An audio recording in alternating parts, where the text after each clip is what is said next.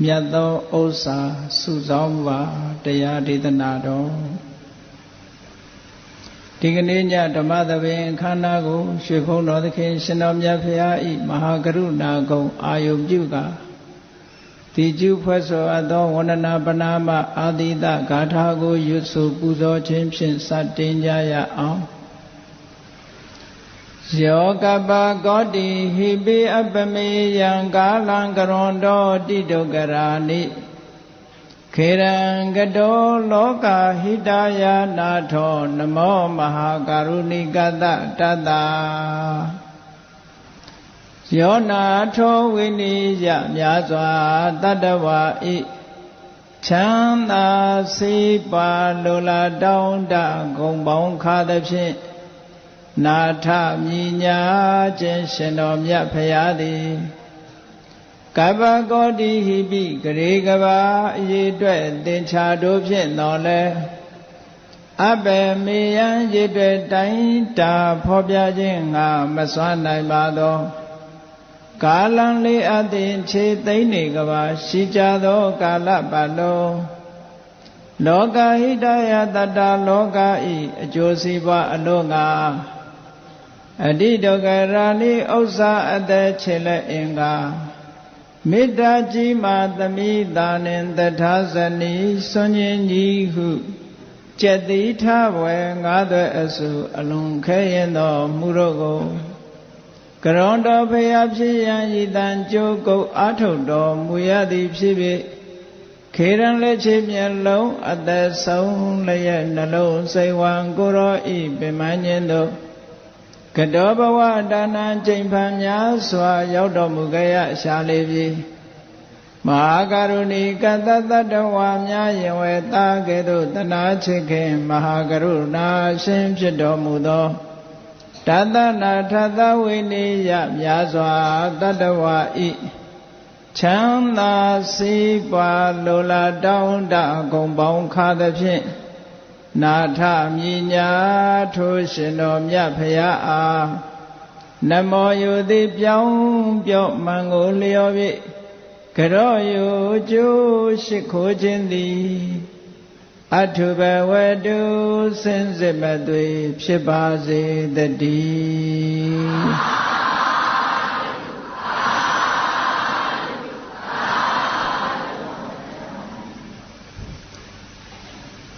လောကမှာလူရလို့ဖြစ်လာလို့ရှိရင်ဥစ္စာဒနာရှားပွေကြရစုဆောင်းကြရတယ်လောကမှာရှိတဲ့လူတွေနေ့စဉ်ရှားနေကြတဲ့ဥစ္စာရဲ့အည်အသွေးဘုရားမြတ်စွာကရှားဖို့တိုက်တွန်းတဲ့မြတ်သောဥစ္စာရဲ့အည်အသွေးဒီအည်ချင်းနှစ်ရအည်အသွေးနှစ်ရကိုတည်တည်ချာချာနိုင်ရှင်ပြီးတော့လေ့လာမယ်ဆိုလို့ရှိရင်အလွန်ကွာခြားတဲ့အည်အသွေးတွေကိုတွေ့ရမှာပါသို့တော်လည်းလောကလူသားတွေဟာနေစဉ်နဲ့အမျှစီးပွားဥစ္စာရှာကြရတယ်မရှာရဘူးဆိုလိုတာတော့မဟုတ်ဘူးထိုစီးပွားဥစ္စာရဲ့အကျိုးပြုမှုသည်အလွန်တာမှတူတောင်းတယ်ဒီလိုဆိုလို့ရထားတဲ့စီးပွားဥစ္စာကလူလောကမှာအကျိုးပြုတာအမတန်မှတူတောင်းလူအသက်ကလည်းအမတန်မှတူတောင်းသည့်အတွက်ကြောင့်တူတောင်းတဲ့တခဏလေးအတွင်းမှသာထိုပစ္စည်းဥစ္စာကကိုယ့်ကိုအကျိုးပြုနိုင်တယ်အကျိုးပြုတဲ့အခါမှာလည်းပဲထာဝရအကျိုးပြုသလားလို့ဆိုတော့တစ်ဖက်ကအကျိုးပြုသလိုထာဝရလည်းအကျိုးမပြုနိုင်တာတွေတွေ့ရတယ်ထိုပစ္စည်းဥစ္စာကိုအကြောင်းပြုပြီးတော့ဆင်းရဲဒုက္ခရောက်ကြရတာတွေအများကြီးရှိပစ္စည်းဥစ္စာရွှေငွေယတနာတွေအလွန်တရာများလို့ချမ်းသာကြွယ်ဝတဲ့ပုဂ္ဂိုလ်တယောက်ဟာချမ်းသာကြွယ်ဝမှုကိုအကြောင်းပြုပြီးတော့လောကမှာချမ်းချမ်းသာသာနေနိုင်တယ်ဆိုပေမဲ့လို့ပစ္စည်းဥစ္စာအကြောင်းပြုပြီးတော့ဒုက္ခရောက်တဲ့လူတွေလည်းအများများစွာရှိတယ်။ဒါတော့ဘယ်သူမှမငြင်းနိုင်တဲ့ကိစ္စတစ်ခုပေါ့။အဲ့တော့လောကမှာပဂတိဥစ္စာတွေကရှာသာရှာရတယ်။ကောင်းတဲ့အကျိုးကြီးပေးတာမဟုတ်ဘူးမကောင်းတဲ့အကျိုးလည်းပေးတယ်လို့ဒီလိုပြောရမှာပေါ့။ ပဂတိဥစ္စာတွေကဘာတွေနဲ့ဆက်နွယ်နေသလဲလို့ဆိုရင်အဂိတာဒရဏဘောဂတဲ့လောကမှာပဂတိဥစ္စာတွေကအဖြက်မီးနဲ့လည်းဆက်သွယ်နေတယ်မီးလောင်လို့ရှိရင်လည်းကုန်မြန်တာပဲလို့ဒီလိုဆိုတာမဟုတ်မီးဖြက်ရင်လည်းပြတ်သွားတယ်ဥဒကတာဒရဏဘောဂရေဖြက်လို့ရှိရင်လည်းထိုပစ္စည်းကပြတ်သွားတယ်ထို့တူပဲရာဇတာဒရဏဘောဂတိုင်းပြည်အုပ်ချုပ်တဲ့မင်းတွေကသိမ်းယူလို့ရှိရင်လည်းထိုပစ္စည်းကကုန်သွားတယ်သောရတာဒရဏဘောဂပစ္စည်းကိုလိုချင်တဲ့ပုဂ္ဂိုလ်တွေတခိုးတဝက်တွေတိုက်ခိုက်လူယူသွားလို့ရှိရင်လည်းထိုပစ္စည်းဟာပျက်စီးသွားရပြန်တယ်အပိယဒါယာဒတာဒရဏဘောဂတဲ့ကိုယ်အိမ်မှာမွေးထားလို့သားတွေသမီးတွေကအကျင့်စာရိတ္တယိုယွင်းပြပြပြီးထိုပစ္စည်းဥစ္စာကိုသုံးဖြုံနဲ့မချစ်မနစ်တဲ့သားဆိုးသမီးဆိုးပါလာလို့ရှိရင်လည်းထိုပစ္စည်းမျိုးတွေကကုန်မြန်တာပဲဘလောက်ပဲပင်ပင်ပန်းပန်းရှာထားထားထိုပစ္စည်းတွေဟာတစ်မျိုးမျိုးနဲ့ပျက်စီးသွားတတ်တာဖြစ်သောကြောင့်ထိုပစ္စည်းရဲ့ခိုင်မာမှုဆိုတာအလွန်တရာအားနည်းတယ်လို့ဒီလိုပြောရမှာပဂတိပစ္စည်းထို့တူပဲထိုပစ္စည်းကိုသုံးနိုင်တဲ့သုံးဆွဲခွင့်ရတဲ့ထိုပစ္စည်းရဲ့အကျိုးကျေးဇူးကိုခံစားရတဲ့အချိန်ပိုင်းလေးကလည်းအမတန်မှနည်းတက်တန်းနဲ့တွက်ကြည့်မယ်ဆိုရင်အလွန်နည်းတဲ့အချိန်ပိုင်းလေးမှာပစ္စည်းဥစ္စာဟာမရှိလည်းမဖြစ်ဘူးရှိလာပြန်တော့လည်းပဲအချိန်ပိုင်းလေးနဲ့ပဲထိုပစ္စည်းကိုသုံးဆွဲချရတယ်အလုံးတစ်နေ့ကျတော့မိမိတို့ပိုင်ဆိုင်တဲ့ပစ္စည်းတွေအကုန်ထားပြီးသွားကြရတယ်လွန်ခဲ့တဲ့နှစ်ပေါင်း200ကျော်က100ကျော်200နီးပါးမန္တလေးမြို့ကြီးတည်သွားတဲ့မင်းတို့မင်းကြီးဆိုအခုမရှိဘူးလေသူဆောက်လုပ်ပြီးစိုးစံသွားတဲ့နန်းတော်ကြီးနေရာတွေအကုန်ထားသွားဒါကသက်သေပြသမိုင်းကသက်သေထူတယ်ဆိုတာလိုပဲလောကမှာမန္တလေးမြို့တော်သူမြို့တော်သားတွေဒီအရက်မှာနေသွားကြတဲ့ပုဂ္ဂိုလ်တွေမြောင်များစွာရှိတယ်သို့တော့ဒီမြေတွေဒီပစ္စည်းတွေထားခဲ့ကြတယ်အဲ့တော့ဒီပစ္စည်းဥစ္စာတေချာပြန်ပြီးတော့တွေ့ကြည့်မယ်ဆိုလို့ရှိရင်ခိုင်မာမှုမရှိတယ်လို့ရှိကြမှုလည်းမရှိဘူးတဲ့ပစ္စည်းဥစ္စာကိုအကြောင်းပြုပြီးတော့ဒုက္ခခံစားရတာရှိတယ်လို့ပစ္စည်းဥစ္စာကိုအကြောင်းပြုပြီးတော့လည်းပဲဒုက္ခရောက်တာတွေအများကြီးမရှိတောင်းတရှိကြောင်းကြလို့ဆိုတဲ့အတိုင်းရှိထားတဲ့ပစ္စည်းပေါ်မှာလည်းပဲစိုးရိမ်ပူပန်စိတ်တွေနဲ့အမြဲရှိတောကကိုပေးတတ်သေးတယ်ဒီပစ္စည်းကဒါကြောင့်မို့လို့မြတ်သောပစ္စည်းလို့မြတ်သောဥစ္စာလို့မဆိုနိုင်ဘူးတဲ့ကဲမြတ်စွာဘုရားကရှားဝေစုဆောင်မှုတိုက်တွန်းတဲ့ပစ္စည်းဥစ္စာတွေကဘာလဲဘုရားဘာသာဝင်သူတော်စင်တွေသိကြတယ်သူတော်ဥစ္စာ9ဖြာဒါလည်းပဲဥစ္စာဒနာနဲ့အည်အသွေးချင်းသွားပြီးတော့တူတယ်အဲ့ဒီသူတော်ဥစ္စာ9ဖြာမြတ်သောဥစ္စာဆိုတာဘာတွေလဲလို့ဆိုရင်နံပါတ်1ကတတ္တာတဲ့တရားနဲ့အရတ်ထဲမှာပြောနေကြတယ်တတ္တာတရားဆိုတာမိမိတို့ရဲ့စိတ်တဏ္ဍာမှာဖြစ်တဲ့အတွက်ကြောင့်ဘယ်လိုသဘာဝတရားလဲဆိုတာကိုလေ့လာဖို့မိမိတဏ္ဍာမှာတရားဖြစ်လို့ရှိရင်စိတ်အခြေအနေဘယ်လိုရှိသလဲဒီလိုလေ့လာရမယ်လောကမှာတော့လူတွေကပြောကြတယ်လူတွေတန်းတယ်ဆိုရင်တရားသိကောင်းတာပဲနဲ့ပြောကြတယ်နော်အဲ့ဒီတတ္တာဆိုတာဘာကိုပြောတာတုံးဆိုတော့ယုံကြည်ချက်အင်္ဂလိပ်လိုတော့ faith လို့လည်းပြန်တယ် confidence လို့လည်းပြန်တယ်ယုံကြည်ချက်ကိုတတ္တာလို့ခေါ်တယ်ဘာတွေယုံကြည်တာတုံးလို့မေးလိုက်ယုံကြည်မှုဆိုတာလေလောကမှာအများကြီး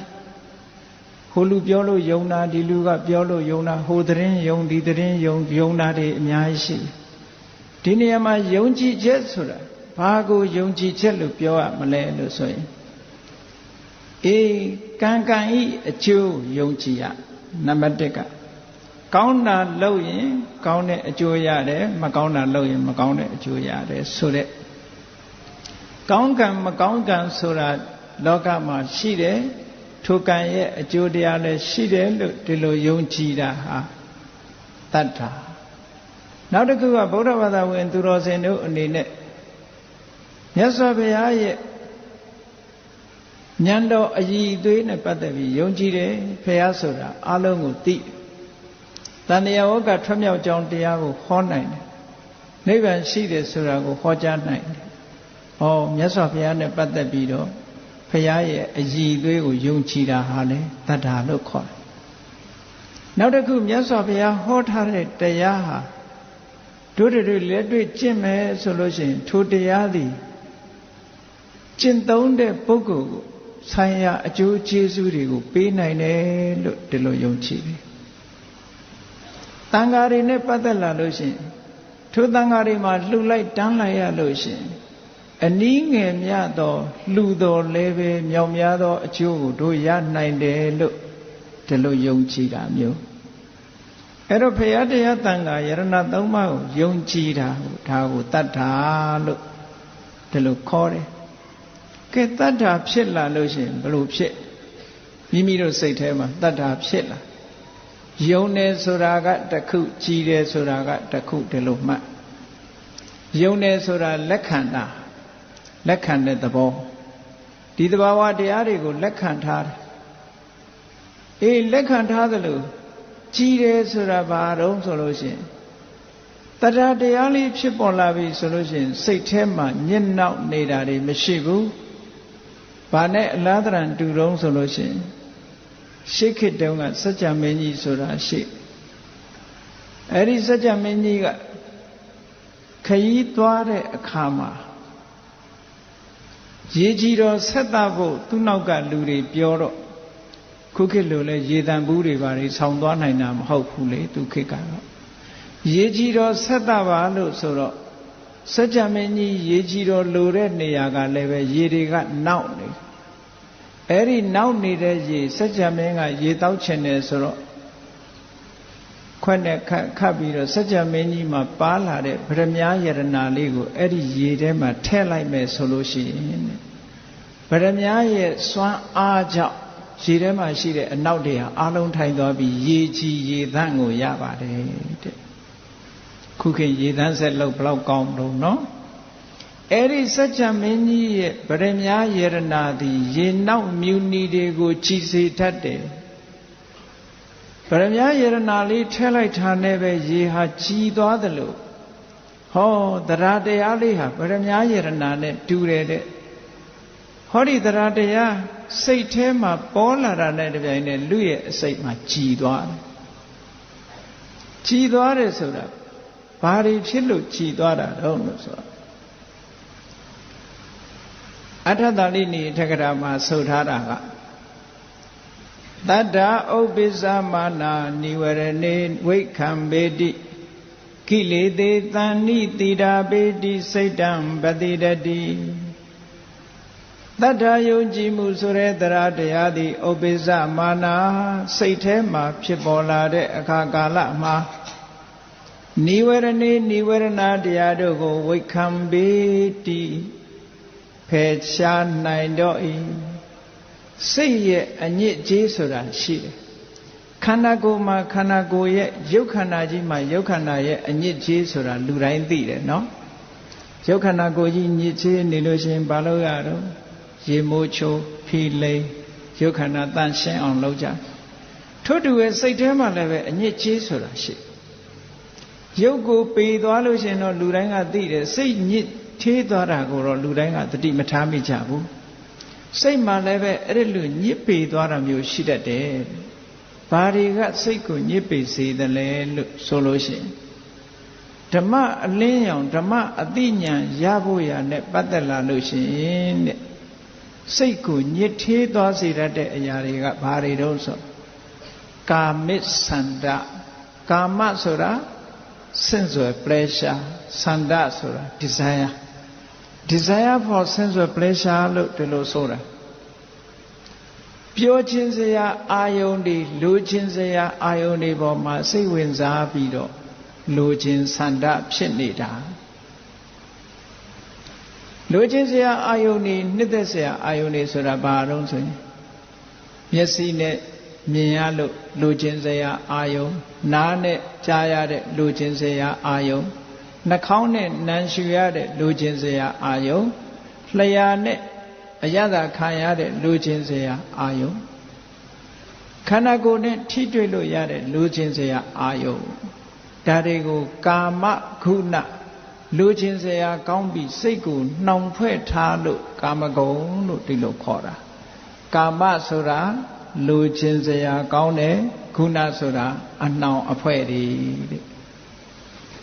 တမန်နဲ့ယုံထွက်ပြီးတော့မသွားနိုင်ဘူးမျက်စိကလှတာပါတာကြည့်ခြင်းနဲ့နားကလည်းตาရတဲ့အတန်နားထောင်ခြင်းနဲ့နှာခေါင်းကလည်းမွေးကြိုင်တဲ့အနံ့ကိုရှူခြင်းနဲ့ဆိုတာတမန်နဲ့ဖယ်ရှားပြစ်နိုင်စွမ်းမရှိဘူးတဲ့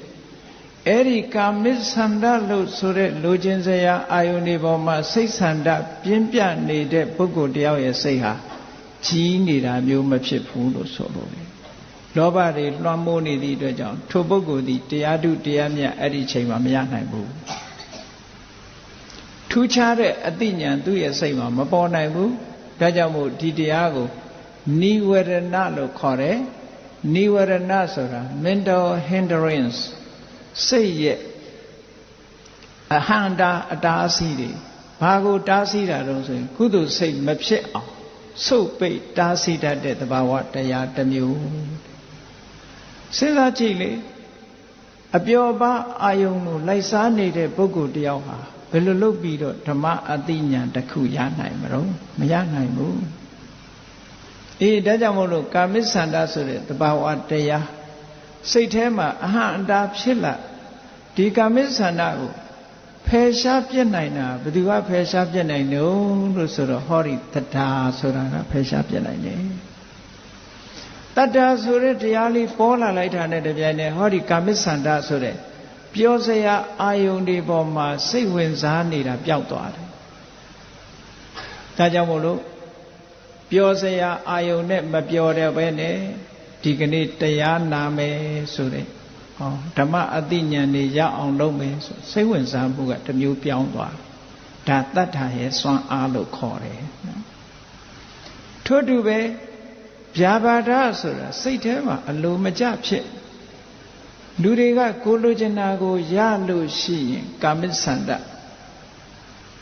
လောဘဖြစ်တယ်လိုချင်တာမရဘူးဆိုလို့ရှိရင်အလိုမကျဒေါသဖြစ်တယ်အဲ့ဒီဒေါသဟာလည်းပဲကုသိုလ်တရားတွေကိုစုပ်ပိတ်တတ်တဲ့သဘာဝတရားဖြစ်လို့သူ့ကိုနိဝရဏလို့ခေါ်ဒါကလည်းပဲဒီဒေါသအလိုမကျဖြစ်နေတဲ့ပုဂ္ဂိုလ်တယောက်ရဲ့စိတ်ဟာညှဉ်းနွမ်းနေသည့်အတွက်ကြောင့်ဘယ်လို့မှထူးခြားတဲ့အသိဉာဏ်တစ်ခုရနိုင်ဖို့ရမရှိဘူးတဲ့ကုသိုလ်စိတ်လည်းမပေါ်ဘူးဒါကိုတရားတရားလေးဖြစ်လာပြီဆိုလို့ရှိရင်အဲ့ဒီလိုအလိုမကျတာတွေလည်းအကုန်လုံးပျောက်သွားတယ်တရားတရားဝင်လာပြီဆိုရင်စိတ်ကလေးဟာအဲ့ဒီအနောက်တွေဖယ်ပြီးတော့ကြည်သွားတယ်လို့ဒီလိုဆိုတာထို့တူပဲထိနာမိတ်တာတဲ့စိတ်အားတွေလျော့လာတယ်စိတ်မဝင်စားဘူးကောင်းတဲ့အလုပ်တွေလုပ်ရမှစိတ်မဝင်စားဘူးတရားနာဖို့စိတ်မဝင်စားဘူးတရားအထုတ်ဖို့စိတ်မဝင်စားဘူးသီလဆောက်တည်ဖို့စိတ်မဝင်စားဘူးဒီလိုဖြစ်လာတတ်တယ်ယမယံခါအဲ့ဒီစိတ်တွေမှာတွန်းဆုတ်လာတဲ့သဘောတရားဟာလည်းပဲအတိညာဏ်ကိုအနှောက်အယှက်ပေးတတ်တယ်ဘယ်လိုနည်းနဲ့မှဓမ္မဉာဏ်မရနိုင်ဘူးတဲ့နောက်တစ်ခုကဥဒိစ္စခုက္ကုစ္စဥဒိစ္စခုက္ကုစ္စစိတ်တွေလေးနေတာ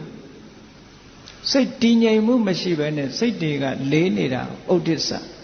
ကုက္ကုစ္စဆိုတာတစုံတစ်ခုအတွက်နောင်တပူပန်းနေတဲ့သဘောတရားတဲ့အဲ့ဒီသဘောနှမျိုးဖြစ်နေလို့ရှိရင်လည်းပဲစိတ်ဟာကြည်လင်တာမဖြစ်သည့်အတွက်ကြောင့်အတိညာဏ်ကိုစုပ်ပိတ်ထားသလိုဖြစ်တယ်နောက်တစ်ခုကဝိသိကိစ္စတန်တရာဖြစ်နေတာတန်တရာဖြစ်ဆိုတာတရားဓမ္မနဲ့ပတ်သက်တဲ့တန်တရာဖရာနဲ့ပတ်သက်တဲ့တန်တရာအကျင့်နဲ့ပတ်သက်တဲ့တန်တရာဆိုတဲ့ဒီတန်တရာတွေဝင်နေလို့ရှိရင်လည်းပဲအတိညာဏ်ရဖို့အတွက်မဖြစ်နိုင်ဘူးတဲ့ တတ္ထာစွမ်းအားမိမိတို့စိတ်ထဲမှာပေါ်လာလိုက်ပြီဆိုတာနဲ့တပြိုင်နက်အဲ့ဒီအခြေအနေတွေအကုန်ပြောက်သွားတယ်ဒါကိုပြောတာတတ္တာဆိုတဲ့တရားသည်ဥပ္ပဇ္ဇမာနာမိမိတို့တဏ္ဍာမှာဖြစ်ပေါ်လာတဲ့အခါကာလမှာ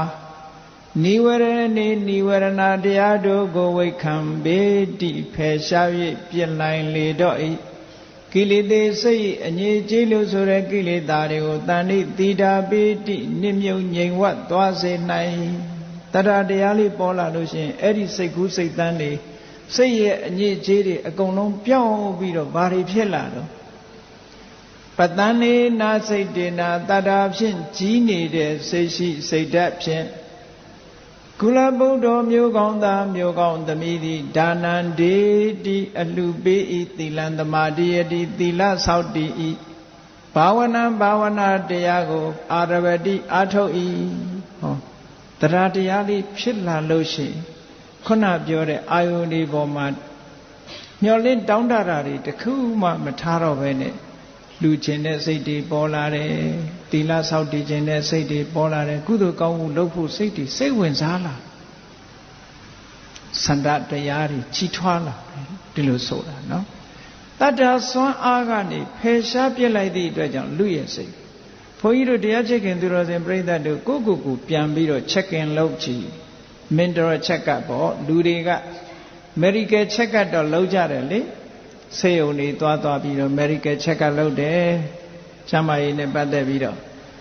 mental check up ကလေးလည်းလုပ်ပေးရမယ်ကိုယ်စိတ်လေးမှာငါစိတ်မှာဒီအငြိကြေးတွေရှိသလားဆိုတာကိုယ့်အကို mental check up လုပ်ဖို့ကောင်းအဲ့လိုလုပ်လိုက်တဲ့အခါကျတော့ကြည့်တရားတရားလေးဖြစ်လာတဲ့အခါမှာတရားတရားမဖြစ်ခင်ကအချိန်နဲ့တရားတရားဖြစ်လာတဲ့အချိန်ဟာအလွန်ကွာခြားတရားတရားဖြစ်လာပြီဆိုလို့ရှိရင်လှူဖို့တန်းဖို့စိတ်ကူးလာတယ်သီလဆောက်တည်ဖို့စိတ်ကူးလာတယ်တရားနာဖို့စိတ်ကူးလာတယ်တရားကျင့်ဖို့စိတ်ကူးလာစိတ်ဝင်စားလာတရားတရားဝင်လာလို့စိတ်ကြီးလာတာနဲ့တပြိုင်နက်ဟုတ်လားအိမ်မှာရှိတဲ့ဘုရားကမ်းမှာရှုပ်နေသလားဖျားပန်းနေနွမ်းနေသလားရေချမ်းတော်တွေမှာရှိရလားမိထွန်းဖို့များလိုသလားစသဖြင့်မြတ်စွာဘုရားရဲ့ဖျားကမ်းကိုကြည့်လာတရားတရားဝင်လာပြီဆိုတာနဲ့စပြီးဖျားကမ်းကြည့်လာပြီးတော့တန်ရှင်းလောက်တယ်ရေလှူတယ်ပန်းလှူတယ်ဟောတရားတရားဝင်လာအကယ်၍တရားတရားမဝင်ဘူးဆိုလို့ရှိရင်လှဲ့တောင်မကြည့်ဘူးသူတွေနော်ဒီပြင်ပဲစိတ်တွေဝင်စားပြီးတော့ကုသိုလ်ကောင်းမှုပဲစိတ်ဝင်တရားတရားဖြစ်လာတဲ့အချိန်နဲ့မဖြစ်တဲ့အချိန်ဟာအလွန်ကွာခြားပါတယ်အဲ့ဒါကိုကြည့်မယ်ဆိုရင်ငါတဏ္ဍာမှာတရားတရားတွေဖြစ်လာပြီလို့ဒီလိုမှဒီတတ္ထာဆိုတဲ့ဥစ္စာအမတန်မှအရေးပါတယ်တဲ့ဘာဖြစ်လို့တော့ဆိုတော့ဘုန်းကြီးတို့စာပေကျမ်းဂန်မှာတတ္ထာကိုလက်နဲ့နှိုင်းရှင်ထားတယ်လောကမှာလူတွေဟာပေးเสียရှိလဲလက်ပါရတယ်ယူเสียရှိလဲလက်ပါရတယ်လက်မရှိလို့ရှိရင်ယူလို့လည်းမရဘူးလမ်းမှာယရနာတွေတွေ့တော့လည်းပဲလက်မပါရင်မကောက်ယူနိုင်တယ်လို့ပဲတတ္ထာဆိုတဲ့လက်ကလေးမှမရှိဘူးဆိုလို့ရှိရင်ဒါနလည်းမလုပ်ဖြစ်ဘူးသီလလည်းမဆောက်တည်ဖြစ်ဘူးဘာဝနာဆိုတဲ့ကုသိုလ်ယရနာကိုလည်းရအောင်မယူနိုင်ဘူးလို့ဒီလိုဆိုလိုတာနော်ဒါကြောင့်မို့လို့တတ္ထာဆိုတဲ့ဒီတရားဟာလက်နဲ့အလားတရတူတယ်တရားလက်ရှိတဲ့ပုဂ္ဂိုလ်တွေလှူဖို့တန်းဖို့အစဉ်သင်းဖြစ်နေပေးဖို့ကမ်းဖို့အစဉ်သင်းဖြစ်နေတရားလက်ရှိနေတဲ့ပုဂ္ဂိုလ်တယောက်တရားအထုတ်ဖို့လည်းအစဉ်သင်းဖြစ်တယ်တရားနာဖို့လည်းအစဉ်သင်းဖြစ်ကောင်းတာတွေလုပ်ဖို့အတွက်တရားလက်ရှိတဲ့ပုဂ္ဂိုလ်ဟာအားလုံးကိုအစဉ်သင်းဖြစ်တယ်နောက်တစ်ခုကတရားကိုဗာနဲ့ဥပမာပေးထားတော့ဆိုတရားဟာမျိုးစေ့နဲ့အလားတရတူတယ်ဘယ်လိုတူတော့မျိုးစေ့လေးကတဲ့တပြိုင်နဲ့အလုံးနှလုံးကိုလှုပ်တယ်တဲ့ကဲဘုန်းကြီးတို့တရားချက်ခင်သူတော်စင်ပြိဿတို့စဉ်းစားကြည့်မျိုးစေ့လေးကအလုံးနှလုံးလှုပ်တယ်ဆိုတာဘာပြောတာတော့မျိုးစေ့လေးတစ်စိကိုဆိုပါစို့တရက်စီလေးကိုမြေထဲမှာချပြီးတော့စိုက်လိုက်မယ်ဆိုရင်အဲ့ဒီမျိုးစေ့ကအလုံးနှစ်ခုလှုပ်တယ်ဘာတော့ဆိုရင်အောက်ကိုအမြင့်သက်ဆင်းခြင်းဆိုတာဟောဒီအစေကဖြစ်တာအပေါ်မှာအညွန့်အညောက်ကလေးတက်လာခြင်းဆိုတာရဲ့တစ်ခု အောက်ကိုအမြင့်ဆင်းတာကတစ်ခုအပေါ်ကိုအညွန့်တက်လာတာကတစ်ခုဟောဒီနှစ်ခုလှုပ်တယ်ဒါမျိုးစေ့ကဖြစ်တဲ့အလှုပ်တစ်ခုအေထို့တူပဲတရားတရားဆိုတာလေမျိုးစေ့နဲ့အလားတန်တူတယ်တဲ့တရားတရားရှိလာပြီဆိုလို့ရှိရင်ကိုချင်းတရားလည်းကောင်းလာတယ်အဲ့ဒီပုဂ္ဂိုလ်ကိုချင်းတရားအမြင့်နဲ့အလားတန်တူတယ်အဲ့ဒီကိုချင်းတရားဘက်ကလည်းပဲကောင်းလာတယ်ကိုချင်းတရားကောင်းရုံနဲ့မကဘူးသမထကျင့်စဉ်တို့ဘာဝနာဝိပဿနာကျင့်စဉ်တို့ဆိုတာတွေလည်းပဲကျင့်လာတယ်တရားတရားကောင်းတာဩသီလဆိုတဲ့အမြင့်ကလေးဆင်းလာပြီးတော့သမထဝိပဿနာဘာဝနာဆိုတဲ့အညွန့်ကလေးတွေတက်လာတာဟာတရားတရားကြောင့်ဖြစ်တာတဲ့ဒါကြောင့်မို့တတ္တာဟာမျိုးစေ့နဲ့အလားတန်တူပါတယ်လို့ဇာပေကျမ်းဂန်မှာနားလည်အောင်ဒီလိုထုတ်ဖို့ဟောထားတာနော်အေးတတ္တတရားဆိုတာတတ္တတရားရဲ့တန်ဖိုးကိုလူတွေတဲ့နတ်တွေကပိုသိတယ်။ဘာဖြစ်လို့လူတွေတဲ့နတ်တွေကပိုသိတုံးဆိုတော့လူပြည်လူလောကမှာတော့စီးပွားဥစ္စာကြိုးစားပြီးတော့ရှာကြ။ကိုယ့်ရဲ့လုံလဝီရိယကြောင့်စီးပွားဥစ္စာတွေတိုးတက်ကြတယ်ဆိုတော့ကံကံရဲ့အကျိုးတတ္တာရဲ့စွမ်းအားကိုသိပ်ပြီးတော့မသိကြဘူး။ဟောနတ်တွေကြတော့ကံကံရဲ့အကျိုးပိုးပြီးတော့သိဘာဖြစ်လို့သူတို့ကလောက်ကင်စားရတဲ့ဘဝမဟုတ်ဘူးကံပေးသမျှနဲ့ကျင့်တတ်ကြတဲ့ဘဝဆိုတော့အရာရာဟာကံပေါ်မှာမူတည်နေတယ်ကံမရှိလို့ရှိရင်ဘာမှမရဘူးသူတို့စီမှာဘလောက်လှုပ်ချင်လို့မှမရဘူးเนาะလူပြေမှာတော့ရောင်းဝယ်လုပ်လို့ရတာမဟုတ်ဘူးရွှေဆိုင်တို့ဘာလို့ဖွင့်လို့ရတာမဟုတ်ဘူးနတ်ပြေမှာအဲ့တော့သူကံပေးတာလေးတယ်ပဲသူကနတ်ပြေမှာဒီလို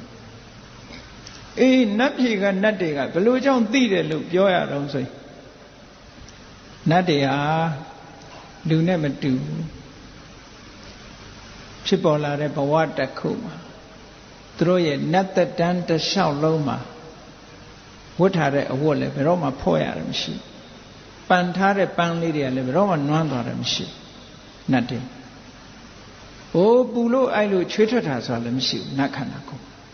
အမြဲတမ်းတန့်စင်တန့်ပြန့်နေတာပဲအဲ့တော့နတ်ပြည်မှာပေါင်တာတို့ဘာလို့လဲလိုမယ်မထင်ဘူးရေမွေးတို့ဘာလို့လဲလိုမယ်မထင်ဘူးเนาะတဘာဝကိုကတန့်ပြန့်နေတာသို့တော့နတ်တယောက်ဟာကံကုံတော့မယ်ဆိုရင်ဘာဖြစ်လာဝတ်ထားတဲ့အဝတ်တွေနွမ်းလာတယ်ပန်ထားတဲ့ပန်းလေးကလည်းညှိုးလာခန္ဓာကိုယ်ကလည်းခါတိုင်းလို့စူးစူးပြူးပြူးမဖြစ်ဘူးနည်းနည်းမွဲ၆၆ကလေးဖြစ်လာခြိုင်းကြားကလည်းချွေးလေးတွေပါလေးတွေစို့လာတယ်ဒါကသူတို့ကဆိုင်းပြတာလို့ခေါ်တယ်ဆိုင်းပြလာလို့ရှိရင်တော့အဲ့တော့ medical check ကသွားလုပ်မနေနဲ့တော့မရတော့ဘူးเนาะအဲ့ဒီနတ်ဟာဘာလို့ရတော့ဆိုမိတ်ဆွေတငယ်ချင်းတွေကအဲ့ဒီလိုအခြေအနေတွေပေါ်လာတဲ့နတ်ကိုနန္ဒုံဥယျာဉ်ကြီးတဲ့ဆွဲခေါ်သွားပြီးတော့စကားသုံးခုနဲ့မှာကြတယ်အေးမင်းဘာမှမစိုးရိမ်နဲ့ဒီဘဝကတည်သွားလို့ရှိရင်အကောင်းဆုံးဘုံကိုရောက်အောင်သွားတဲ့အကောင်းဆုံးဘုံကိုရောက်အောင်သွားတဲ့အကောင်းဆုံးဘုံရောက်တဲ့အခါကျတော့အကောင်းဆုံးလတ်လပါကိုရောက်အောင်ယူတဲ့အဲ့ဒီရထားတဲ့လတ်လပါကိုခိုင်မာအောင်ကြိုးစားတဲ့ဒီစကားသုံးခုကိုသူတို့ပြောလိုက်တာအဲ့ဒီစကားသုံးခုရဲ့အဓိပ္ပာယ်ကဘာတုံးလို့ဆိုအကောင်းဆုံးဘုံကိုရောက်အောင်သွားဆိုတာလူပြေကိုသွားလို့ပြောတာတဲ့အကောင်းဆုံးလတ်လပါကိုရအောင်ယူဆိုတာတတ္ထာတရားကိုပြောတာအဲ့ဒီရထားတဲ့တရားတရားကိုခိုင်မာအောင်လုပ်တာကိုအဲ့ဒါရထားတာကိုခိုင်မာအောင်လုပ်ပါလို့ဒီလိုပြောတာဟောဒီနတ်တွေကနတ်သားတယောက်နတ်သမီးတယောက်စုတည်တော့မယ်ဆိုရင်ဥယျာဉ်နဲ့ခေါ်ပြီးတော့အဲ့ဒီသုံးခွန်းသောစကားကိုမှားကြားလိုက်တယ်လို့ဆိုတာအဲ့တော့တရားစွမ်းအားရဲ့တန်ဖိုးကိုသူတို့ကသိလူပြေရဲ့တန်ဖိုးကိုလည်းသိခုခေတ်တော့လူတွေကတော့ဘာလုပ်ကြတော့ဆိုတော့နိုင်ငံခြားထွက်ပြီးတော့အလုပ်လုပ်ကြတာပေါ့ဗျာအဲ့တော့နိုင်ငံခြားကိုသူကတိလို့ထင်းနေကြတာဟုတ်နော်နိုင်ငံခြားကရတာလေးတွေယူလာဒီလိုနဲ့ခုခေတ်ကတော့တစ်မျိုးပေါ့အဲ့တော့နတ်တွေကတော့မဟုတ်ဘူးလူပြေကိုသိတ္တံမိုးထားတယ်ဘာဖြစ်လို့တော့လူပြေမှာကဖျားရှိတယ်တရားရှိတယ်ကုသိုလ်ကောင်းမှုတွေလုပ်နိုင်ဖျားတရားတန်ခါယရဏသုံးပါးရှိသည့်အတွက်ကြောင့် လူပြေမှာကုသိုလ်ဥစ္စာတွေမြောက်များစွာရဖို့ရလူပြေမှာရှိတာတဲ့နတ်ပြေမှာအခွင့်အလမ်းသိမ့်မသာဘူးသီလဆောက်တည်ဖို့လည်းသိမ့်မလွယ်ဘူးဆွမ်းကတ်ခြင်းဆွမ်းကြွေးခြင်းကြောင်းဆောက်ခြင်းလို့လည်းမရဘူးနတ်ပြေမှာဟုတ်ကလားလူပြေမှာကကုသိုလ်ကောင်းမှုတွေကအကုန်လုံးနိုင်တယ်ဒါကြောင့်မို့လူပြေကိုသူတို့ကသုဂတိဘုံလို့သတ်မှတ်တယ်တဲ့လူပြေမှာကုသိုလ်ကောင်းမှုများများလှုပ်လာတဲ့ပုဂ္ဂိုလ်တယောက်ဒီနတ်ပြေရောက်တဲ့အခါကျတော့ဒီပြင်နတ်သားတွေနတ်သမီးတွေတဲ့ပို့ပြီးတော့ထူးခြားပြီးစိတ်စဉ်ဥစ္စာကတောက်ပြောင်မှုရှိတယ်ဒါကြောင့်မို့လို့လူပြေကိုသွားချင်းသွားရင်ဘယ်မှမသွားနဲ့လူပြေသွားလူပြေမှာတရားတရားရှိပြီဆိုလို့ရှိရင်ဒုတရားစွမ်းအားကိုအသုံးပြုပြီးတော့ကုသိုလ်တွေများများလုပ်ပြီးတဲ့အခါကျတော့ဒုနတ်ပြေကိုပြန်လာခဲ့လို့ဒီလိုပြောတာနော်အေးလူပြေကလူတွေကတော့လူဘဝသိကြတယ်ထင်တာကိုတွက်ကြည့်ပါလားတာဝရိန္ဒနတ်ပြေကလူပြေမှာနှစ်ပေါင်း100မှာတာဝရိန္ဒနတ်ပြေမှာတရက်ရှိသေးတာတဲ့အခုဘုန်းကြီးတို့တွေဟာဘယ်တာဝရိန္ဒတရက်တောင်မရှိသေးဘူးเนาะနိုင်ပိုင်းရှိသေးတယ်ဒါကိုကြာလာပြီဒီကလူတွေအိုးကုန်ပြီเนาะဟိုမှာတရက်တောင်မရှိသေးဘူးတဲ့အဲ့ဒီလိုရက်ပေါင်းနဲ့တွက်ထားတဲ့လူပြည်နဲ့တွက်မယ်ဆိုရင်နှစ်ပေါင်းမြောင်များစွာအသက်ရှိတာဝရိန္ဒနတ်ပြည်နဲ့တွက်မယ်ဆိုရင်အနှစ်1000အသက်ရှိတဲ့အနှစ်1000ဆိုဒီမှာလူပြည်ကအနှစ်1000မဟုတ်ဘူးလူပြည်မှာအနှစ်100ကိုတရက်ယူထားတဲ့နှုံးနဲ့တွက်ထားတဲ့အနှစ်1000အေးအဲ့ဒါလိုနတ်ပြည်မျိုးကိုဘာနဲ့ရနိုင်တာတော့ဆိုလို့ရှိရင်အခုပြောတဲ့တရားနဲ့ရနိုင်တာစိတ်နဲ့လည်းဝယ်လို့မရဘူးရွှေနဲ့လည်းဝယ်လို့မရဘူးနော်လောကီဥစ္စာတွေပေးလို့မရဘူးတဲ့တတ္ထာဆိုတဲ့ဥစ္စာချမ်းသာပြီဆိုလို့ရှိရင်အဲ့ဒီလိုနတ်ပြည်မျိုးလည်းရနိုင်တယ်လို့တလို့ပြောတာဒါကြောင့်မို့လို့ဒီဥစ္စာကခုနကလောကမှာရှိတဲ့ပိုက်ဆံတွေလည်းပဲတွက်ကြည့်မယ်ဆိုလို့ရှိရင်တော့ဟုတ်လားသူ့ရဲ့နိုင်ငံအသီးသီးမှာရှိတဲ့ငွေကြီးဌာနတွေရဲ့တန်ဖိုးတွေမတူဘူးမဟုတ်လားကြောက်ဆိုလို့ရှိရင်လည်းလမ်းခင်းတဲ့ကြောက်နဲ့ဗရမ ्या ကြောက်နဲ့မတူဘူးမဟုတ်လားတန်ဖိုးတွေကွာခြားတယ်အဲ့ဒီလိုတန်ဖိုးကွာခြားတယ်လို့ပဲလောကီဥစ္စာနဲ့ဟောဒီတတ္ထာဆိုတဲ့လောကုတ္တရာဥစ္စာပဂတိဥစ္စာနဲ့တတ္ထာဆိုတဲ့သူတော်ကောင်းဥစ္စာဒီနှစ်ခုရဲ့တန်ဖိုးဟာသိပ်ကွာလွန်အားကြီးတယ်လမ်းဘေးကကြောက်ဟာကားကြီးနဲ့4-50စီးတိုက်4-50စီးတိုက်တဲ့တန်ဖိုးဟာဒီစိန်ကလေးတစ်လုံးရဲ့တန်ဖိုးနဲ့ဆက်ကြည့်လိုက်လို့ရှင်အများကြီးကွာနေပြန်ရောနော်မတူဘူးတန်ဖိုးချင်းတအားကွာတယ်အေးဒါကြောင့်မို့လို့လောကီဥစ္စာတွေနဲ့အခုလို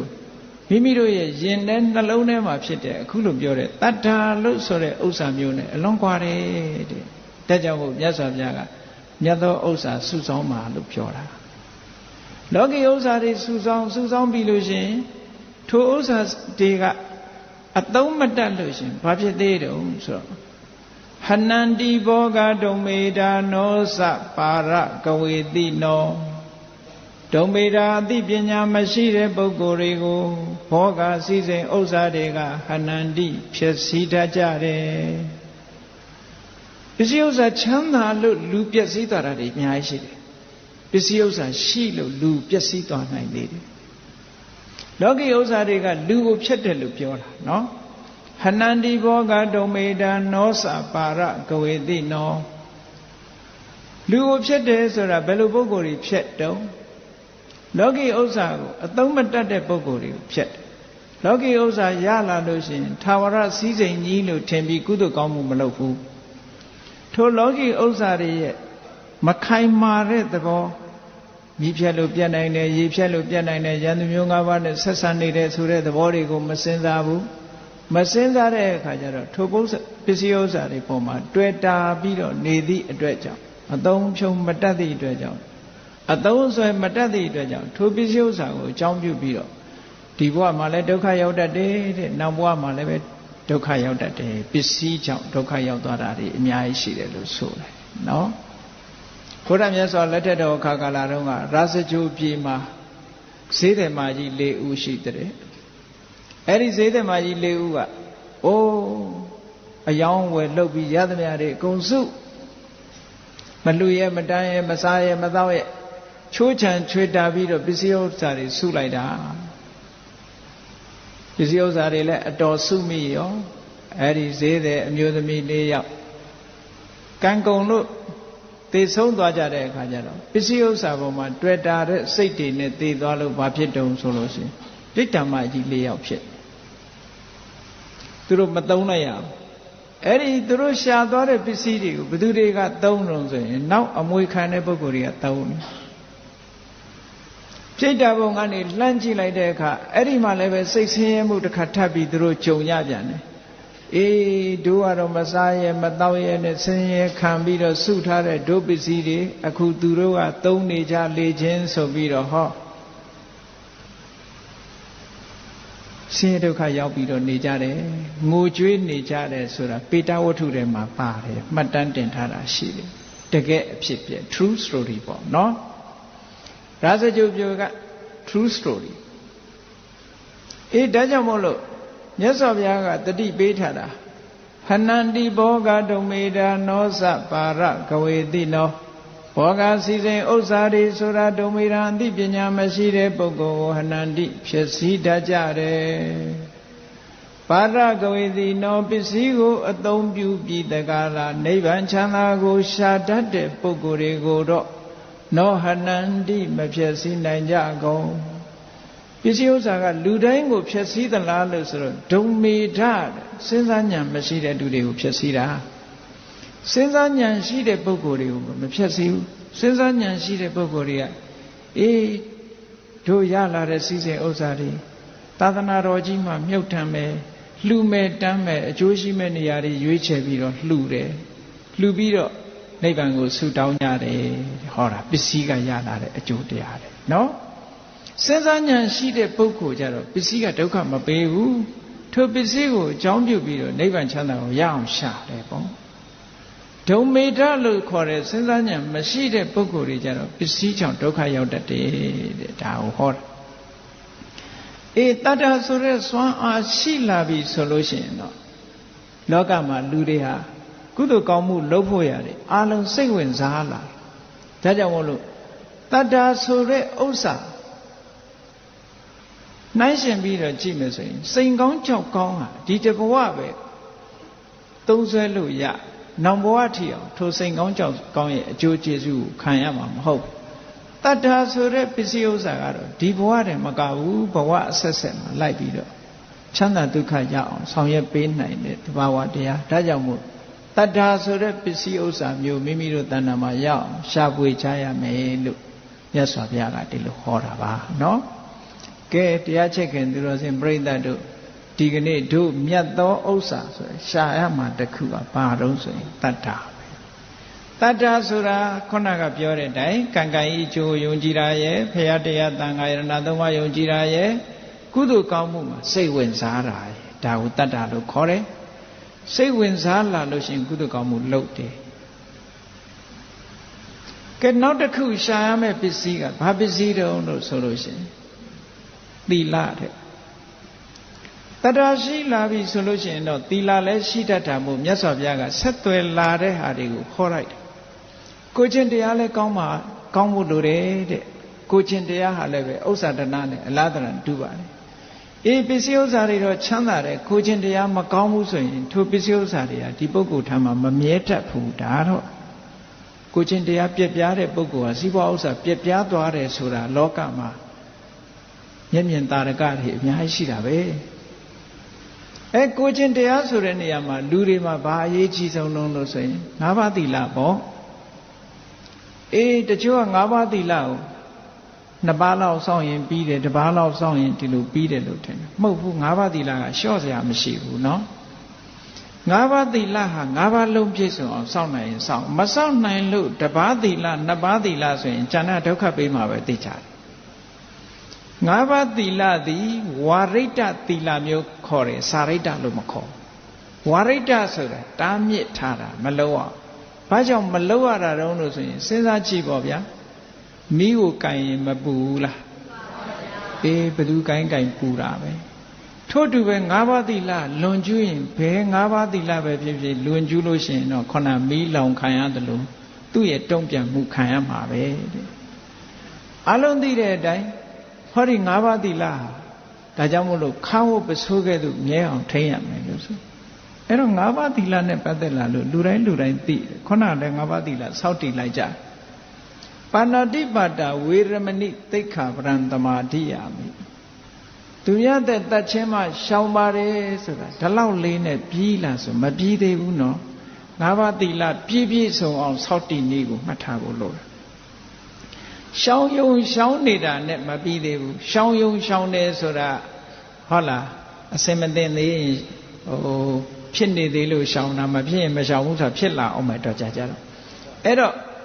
ပါဏာတိပါဒရှောင်ခြင်းတယ်ဆိုတဲ့ဟာရဲ့နောက်ကရှောင်တယ်ဆိုတာလှုပ်တာကိုပြောတာမဟုတ်ဘူးမလှုပ်နဲ့လို့ပြောတာပဲရှိသေးတယ်လှုပ်တဲ့နာပါသေးတယ်ဟုတ်ကဲ့လားမြတ်စွာဘုရားရဲ့တရားတော်တွေထဲမှာမလှုပ်ရဘူးဆိုတာရဲ့လှုပ်ရမယ်ဆိုတာရဲ့နှစ်ခုတွဲလာတယ်ကဲသူ့အသက်တတ်ခြင်းမှရှောင်တယ်ဆိုရှောင်ယုံရှောင်ရင်ပြီးရောလားဆိုမဟုတ်ဘူးလှုပ်ရအောင်မှကြံသေးတယ်ဒါကြောင့်မို့မြတ်စွာဘုရားက၅ပါးသီလနဲ့ပတ်သက်ပြီးပါဏာတိပါဒပฏิဝိရတောဟောတိပါဏာတိပါဒကရှောင်တယ်လောက်အမှာဘာတွေတုံးဆိုရင်နိဟိတဒံတော်နိဟိတတတ္ထောတတ္တဝါတွေကိုတတ်ဖို့ဆိုတဲ့ဒုတ်တွေဓာတ်တွေလက်နက်တွေကိုယ်စီမှာမထားရဘူးတဲ့ဟောတာလည်းပါသေးတယ်နော်ပါဏာတိပါဒကရှောင်တယ်ဆိုမဲ့တချို့ကတော့အိမ်မှာဓာတ်လေးတော့ထားလိုက်သေးတာလက်နက်ကလေးတော့တစ်ခုတော့ထားသေးတယ်ဘုန်းကြီးတို့အမေရိကသွားတော့ကအမေရိကန်ကဗမာတကာတယောက်ဆွမ်းစားလာပင်ကားတကာဖွင့်ပြီးတော့ဘုန်းကြီးတို့ကားပေါ်လက်တက်ကားပေါ်မှာထိုင်သူကလည်းကားပေါ်တက်ကားမောင်းကနီးမှာရှေ့ကအံပုံးလေးဖွင့်လိုက်တဲ့အခါကျတော့အံပုံးတွေက6ဆိုဘုန်းကြီးခြေတော်နားမှာ6လုံးပြူးကြီးကကြာလာအဲ့လို6လုံးပြူးကြီးကြာလာတော့သူကအာနာသွားတော့ဘယ်လိုလျှောက်တော့ဆိုရှင်ဗျာတဲ့ဒီနိုင်ငံမှာတော့ဒါလေးကဆောင်းထားသေးဒါမရှိလို့မဖြစ်ဘူးလေသဘောကတော့အေးကိုယ်လာမလို့ရင်တော့ပါဏာတိပါဒကရှောင်ပါပဲလုံးမဲ့ဆိုရင်ကျူးလွန်အောင်မဲ့ဆိုအဓိပ္ပာယ်မျိုးပြမနေဘူးလားအေးမြတ်စွာဘုရားကတော့အဲ့လိုမဟုတ်ဘူးနိဟိတဒံတော်နိဟိတတတ္ထောသူတစ်ပါးတတ်ဖို့လက်နဲ့ဆိုထားကုန်မထားနဲ့တဲ့ဆိုပါစို့အချိန်ကြရင်တော့ဟုတ်လားချင်းစေးလေးနဲ့ပန်းပြီးတော့ဖြန်းဖို့ရတယ်ထားရင်ဒါပါဏာတိပါဒကရှောင်းနေဆိုပေမဲ့လို့ရှူးရှူးလှုပ်လိုက်ရင်တော့အဲ့ဒါချင်းကိုတတ်တဲ့လက်နဲ့ကိုတော့ထားနေသေးတယ်ကိုယ်တိုင်မတတ်တော့ဟုတ်ကဲ့လားအဲ့တော့ပါဏာတိပါဒကရှောင်းနေဆိုပေမဲ့လို့မပြည့်စုံဘူးလို့ပြောရမှာဒါတွေမကဘူးမြတ်စွာဘုရားကလှုပ်ရမှာတွေဘာတွေပြောတော့လစ်စီတဲ့ရှက်ရမယ်တဲ့တတ္တဝါတွေအသက်ကိုတတ်ရမှာကိုရှက်ကိုရှက်ရမယ်စိတ်ကိုအရှက်တာဘာကောင်မှမတတ်ဘူးကိုယ်လာတတ်လဲသူများကိုတော့ပြန်မတတ်ဘူးဆိုတဲ့ဒီတတ္တဝါတွေရဲ့အသက်ကိုတတ်ဖြတ်ခြင်းဆိုတဲ့လုပ်ငန်းနဲ့ပတ်သက်ပြီးတော့ရှက်เสียလို့မြင်ရမယ်တဲ့ဒါတခုအခါပေးအချိန်နေပေးလာလို့ရှိရင်မတတ်တာရင်ခုခံတဲ့အနေနဲ့ဆိုတာမျိုးလာအောင်ပါအကြောင်းကအမျိုးမျိုးပြတာလေကိုယ်လာမထိနဲ့ထိရင်တော့လေဟုတ်လားသိခံခြင်းဆိုတာလို့ကြနေပြီနော်အေးသီလလုံးနေဆိုတာအဲ့ဒါတွေအကုန်လုံးလုံတာကိုပြောတာ၅ပါးသီလကဲနောက်တစ်ခုအဋိဏဒါနဆိုသူများပစ္စည်းတော့မခိုးဘူးဆိုယုံလေးနဲ့ရှောင်ယုံလေးနဲ့ပြီးလာလို့ဆိုမပြီးဘူးလောက်ရမှာပါတော့ဒိဏဒါယီသူများပေးတာကိုသာကြိုက်တယ်ပေးတဲ့ဟာကိုသာယူတယ်ဒိဏပฏิခင်ခိပေးတာကိုသာကြိုက်တယ်အထေနေနသူစိဗုဒေနအတ္တနာဘယ်လိုနည်းနဲ့မှသူများပစ္စည်းကိုသိ၍ဖြစ်စေမသိ၍ဖြစ်စေသူများပစ္စည်းကိုလိန်လီကောက်ကျစ်ပြီးတော့ယူတာမျိုးလုံးဝမလုပ်ဘူးတဲ့ကိုယ့်ရဲ့သိက္ခာကိုထိန်းတယ်လို့ဆိုလိုတယ်နော်အဲ့ဒါမှအဋိဏဒါနလုံတာအနုဆိုလို့ရှိရင်မလုံဘူးတဲ့ဟောဒီသိက္ခာဘုတ်ကဒီကြမှာပြည့်စုံတာအထေနေနသူစိဗုဒေနအတ္တနာလုံးဝကိုတန်ရှင်းတယ်သူများပစ္စည်းဆိုရင်တပြားတစ်ချက်မှမပါစေရဘူးသူများပစ္စည်းကိုယ်ထဲမှာဟောအဲ့ဒါလို့စင်ကြယ်မှအဋိဏဒါနဝေရမဏိသိက္ခာပုဒ်ဆိုတာစင်ကြယ်တယ်ကာမေတုမိစ္ဆာစာရနဲ့ပတ်သက်လာလို့ရှိရင်တော့ဒါထင်ထင်ရှားရှားအမျိုးသားတွေနဲ့ဆိုရင်ဟ ဟာလားအမျိုးသမီး20ပြစ်မှားကျူးလွန်တာမျိုးမရှိရဘူးအမျိုးသမီးတွေကဆိုလို့ရှိရင်မိမိရဲ့အိမ်တော်ရဲ့သားကလွယ်ရင်မကျူးလွန်ရဘူးဆိုတာမျိုးစီကံချက်သတ်မှတ်ထားတဲ့အတိုင်းကျန်တာဆိုလို့ရှိရင်စိတ်ကူးတဲ့တောင်မထဲ့တာမျိုးအဲ့ဒါမှလုံခြုံတယ်လို့ဒီလိုပြောတာเนาะစိတ်နဲ့တောင်မပြစ်မှားတာမျိုးထိအောင်လုံခြုံအောင်ထားတယ်နောက်မုဒ္ဒဝါဒလိန်တော့မလိန်ဘူးဒါပေမဲ့မှန်မှန်ကန်ကန်တော့မပြောဘူးဆိုရင်ဒီသိက္ခာပုဒ်မလုံသေးဘူးကျွတ်လိန်တော့မလိန်ဘူးလေဒါပေမဲ့မမှန်တာတော့ပြောတယ်မုဒ္ဒဝါဒမှာဘာဖြစ်တော့ဆိုရင်မုဒ္ဒဝါဒပฏิဝိရတောလိန်လီလိစားပြောကြခြင်းမှရှောင်တယ်တဲ့ရှောင်ယုံနဲ့မပြီးသေးဘူးသစ္စာဝါဒီမှန်တာကိုသာပြောရမယ်သစ္စာတန်တော်ရှေ့စကားလည်းမှန်တယ်နောက်စကားလည်းမှန်ဒီနေ့တော့မှန်တာပြောလိုက်တယ်လက်ပြန်ကြတော့လိန်နေဆိုမဟုတ်သေးဘူးဘယ်တော့မှမလိန်ဘူးအမြဲတမ်းအမှန်ကြီးပဲပြောတယ်သစ္စာဝါဒီသစ္စာတန်တော်ထေတော်ဒီပုဂ္ဂိုလ်ကသိစိတ်ချရတယ်ပတ်ဝန်းကျင်ကဒီလူကမဟုတ်တာဘယ်တော့မှမလုပ်ဘူးမဟုတ်တာမပြောဘူးစိတ်ချယုံကြည်ရတယ်လို့အများရဲ့ confidence ရတဲ့ပုဂ္ဂိုလ်မျိုးဖြစ်ရမယ်အဝိတံဝါဒကောလောကတလောကကြီးကိုဘယ်တော့မှလွဲချော်အောင်မလုပ်ဘူးလို့ဆိုလို့ဟုတ်လားအတုကိုအစစ်ဖြစ်အောင်ဘယ်တော့မှလုပ်ပြီးမပြောဘူးအတုကအတုအစစ်ဟာအစစ်ဘယ်တော့မှမှားမှားယွင်းယွင်းသူတစ်ပါးမှားယွင်းတော့မလုပ်ဘူးတဲ့အဲ့ဒီကြရမမုဒ္ဒဝါဒဝေရမဏိဆိုတဲ့သိက္ခာပုဒ်ကပြည့်စုံတယ်လို့ဒီလိုမှန်တာပြောဖို့လိုသေးတယ်လိန်လီလီစားမပြောခြင်းနေမှန်တာလည်းပြောရမယ်လို့ဆိုလိုတယ်ဒါမှမုဒ္ဒဝါဒဝေရမဏိသူရမေရိယမစ္ဆပမာရဌာနာတချို့ကလည်းဆေးဖြစ်ဝါဖြစ်ကလေးဆိုတာလာသေးတာဘလောက်ပဲတောက်မူရစေဝါဆိုတာခန္ဓာကိုယ်မှာလူရဲ့ခန္ဓာကိုယ်ရဲ့ဒီအုံနောက်သွားထိခိုက်တာတော့မှန်တယ်ဆရာဝန်တယောက်ကပြောဘူးလေနည်းနည်းတောက်လည်းပဲလူရဲ့ဒီသွေးသားတဲ့ရောက်သွားတာနဲ့တပြိုင်နက်သူက changes ဖြစ်သွားတယ်တဲ့အဲ့တော့တချို့ကပြောတယ်အရက်ကြိုက်လို့တောက်မဆူမပူကိုယ့်ကိုအိတ်ဘာမှဖြစ်ဘူးလို့ဒီလိုထင်ကောင်းထင်အကုသိုလ်မလုပ်လို့အကုသိုလ်မဖြစ်ဘူးလို့ထင်မဟုတ်ဘူးအဲ့ဒီအရေးဟာမဝင်သင့်တဲ့အရေးဖြစ်လို့သွေးသားတဲ့ရောက်သွားတာနဲ့တပြိုင်နက်ဒီလူဟာထိခိုက်သွားပြီမကောင်းမှုဆိုသည်မှာသူကစံ3ခုနဲ့တွက်ရတယ်ဘာစံ3ခုလို့ဆိုရင်ကိုယ့်ကိုထိခိုက်ရင်မကောင်းမှုသူများကိုထိခိုက်ရင်မကောင်းမှုကိုရောသူရောနှစ်ဦးလုံးကိုထိခိုက်ရင်မကောင်းမှုလို့ဒီလိုသတ်မှတ်တယ်ကဲအရက်တောက်တဲ့ပုဂ္ဂိုလ်ကသူများကိုမထိခိုက်ပါဘူးတဲ့သူကသူကြိုက်လို့တောက်တယ်ဘယ်သူထိခိုက်တော့ဆိုသူထိခိုက်တယ်အဲ့ဒီအရက်ကလေးဝင်နေတဲ့အချိန်လေးမှာသူစိတ်ကမှန်ကန်တဲ့စိတ်မရှိတော့မှန်ကန်တဲ့စိတ်မရှိဘူးသူကသူဘယ်သူမှဘာမှမလုပ်ပေမဲ့လို့မူးနေသည့်အချိန်လေးပိုင်းလေးမှာသူ့မှာပညာရဖို့စီးပွားရဖို့ဆိုတဲ့အလုပ်တွေထိခိုက်သွားတယ်နောက်ဆုံးမှာတဖြည်းဖြည်း hallucination လို့ခေါ်တယ်အရက်ကလွန်လာတဲ့အခါကျဖြည်းဖြည်းလူကအမြင်တွေအထင်တွေကပြောင်းလာမှန်မှန်ကန်ကန်ပုံမှန်မြင်တာမျိုးမဖြစ်ဘူးအဲ့တော့ဘယ်သူထိခိုက်တုံးဆိုရင်အရက်ဟာတောက်တဲ့လူထိခိုက်တောက်တဲ့လူထိခိုက်တာလည်းမကောင်းဘူးလို့ပြောရတယ်သူကိုယ်တိုင်ထိခိုက်သူကိုယ်တိုင်ထိခိုက်ရင်သူနဲ့ဆက်ဆက်နေတဲ့မိသားစုလည်းထိခိုက်တာပေါ့ဗျာသူ့ကိုမှီပြီးတော့နေရမယ့်ပုဂ္ဂိုလ်တွေသို့မဟုတ်သူနဲ့အကြောင်းပြုပြီးတော့နေရတဲ့ပုဂ္ဂိုလ်တွေဟောထိခိုက်လာတာမထိခိုက်ဘူးဆိုတာတော့မဟုတ်ထိခိုက်တယ်ကိုကျိုးအတွက်လည်းထိခိုက်တယ်သူများအကျိုးအတွက်လည်းထိခိုက်တယ်ဒါကြောင့်မို့လို့သူရမေရယဆိုတဲ့ဒီမူရစ်နဲ့ပတ်သက်လာလို့ရှိရင်လည်းပဲလုံးဝရှောင်ကျင်တာဟာအကောင်းဆုံးပဲသောတာပန်ပုဂ္ဂိုလ်တွေကြတော့ဆိုတာအရက်နဲ့နှုတ်အရက်နဲ့ရေနဲ့ရောတိုင်လည်းပဲရေပဲဝင်မယ်အရက်မဝင်ဘူးဆိုတာလုံးဝရှောင်ကျင်တဲ့သဘောကိုပြောတာနော်လုံးဝဒါမျိုးကိုသူတို့ခန္ဓာကိုယ်ထဲမှာအဝေမခံဘူးတဲ့မူရထားနဲ့ပတ်သက်လာလို့ရှိရင်ဒီလိုသီလတွေနဲ့ပြည့်စုံလို့ရှိရင်ဒါဥစ္စာတစ်ခုကိုယ်မှာပြည့်စုံတယ်လို့ပြောတယ်ကိုချင်းတရားဆိုတဲ့ဥစ္စာဘလောက်တန်ဖိုးရှိသလဲလို့ဆိုလို့ရှိရင်သီလဆိုတဲ့ကိုချင်းတရားဥစ္စာဘလောက်တန်ဖိုးရှိသလဲဆိုရင်လူလောက သီလကိုဘာနဲ့ဥပမာပေးတော့ဆိုရင်သိင်္ဂီရွှေခွက်နဲ့ဥပမာပေးတန်ဖိုးရှိတဲ့ရှင်သေးစီသည်သိင်္ဂီရွှေခွက်ထဲမှာသာတည်နိုင်တယ်လို့လူတွေရဲ့တဏ္ဍာမှာရှိတဲ့ကုသိုလ်တရားတွေဖြစ်နိုင်တဲ့ကုသိုလ်တရားတွေဟာသီလဆိုတဲ့ရွှေခွက်နဲ့ခံထားမှတည်နိုင်တယ်တဲ့သီလပြတ်ထားတဲ့ကြိုင်နဲ့ချမ်းသာတွေအကုန်လုံးပြတ်သွားနိုင်တယ်ဒါကြောင့်မို့လို့သီလဆိုတာဟာ